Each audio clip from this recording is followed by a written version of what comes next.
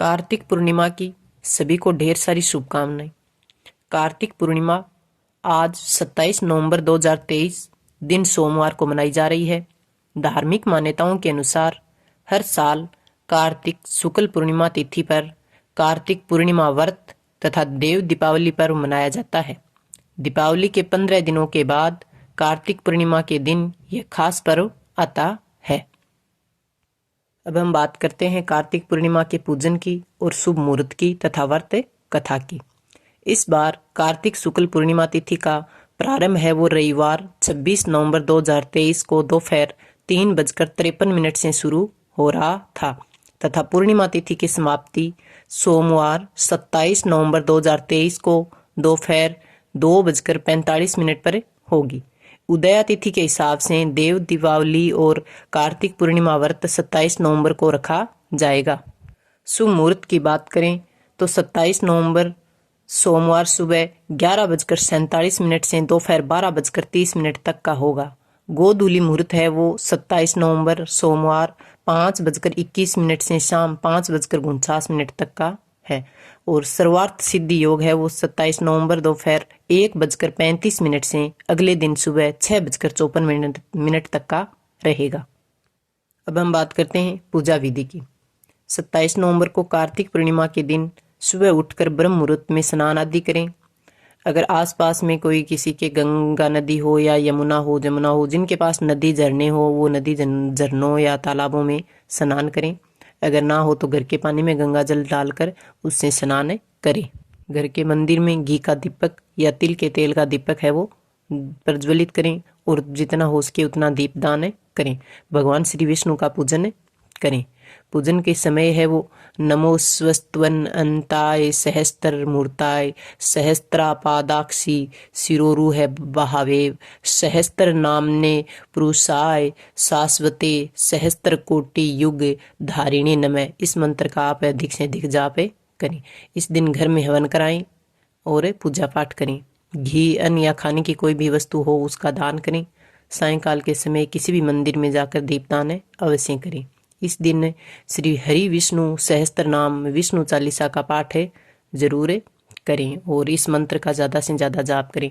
ओम विष्णुवे नमः, ओम नारायणाय नमः, ओम सोम सोमाय नमः, ओम नमः शिवाय, ओम चम चंद्रसेन नमः का पाठ है वो ज़्यादा से ज़्यादा करें। अब हम बात करते हैं कार्तिक पूर्णिमा की व्रत कथा की। इस कथा के अनुसार तारकासुर नाम का एक राक्षस था। उसके 3 पुत्र थे, तारकस, कमलाक्ष और विदुनमाली। भगवान शिव के बड़े पुत्र कार्तिकेय ने तारकासुर का वध कर दिया। अपने पिता की हत्या की खबर सुन तीनों पुत्र है वो बहुत क्रोधित और दुखी हुए। तीनों ने मिलकर ब्रह्मा जी से वरदान मांगने के लिए घोर तपस्या की। ब्रह्मा जी ने तीनों की तपस्या से प्रसन्न हुए और बोले कि मांगो, क्या वरदान मांगना है। तीनों ने ब्रह्मा जी से अमर होने का वरदान मांग लिया, लेकिन ब्रह्मा जी ने उन्हें इस वरदान के लिए मना कर दिया और कहा कि कोई दूसरा वरदान मांगो। तीनों ने मिलकर फिर सोचा कि इस बार ब्रह्मा जी से तीनों अलग अलग नगरों का निर्माण करवाने का वरदान मांगते हैं, जिसमें सभी बैठकर सारी पृथ्वी और आकाश में घूमा जा सके। 1000 साल बाद जब हम मिलें और हम तीनों के नगर मिलकर एक हो जाएं और देवता तीनों नगरों को एक ही बाण में नष्ट करने की क्षमता रखते हों, वही हमारी मृत्यु का कारण हो।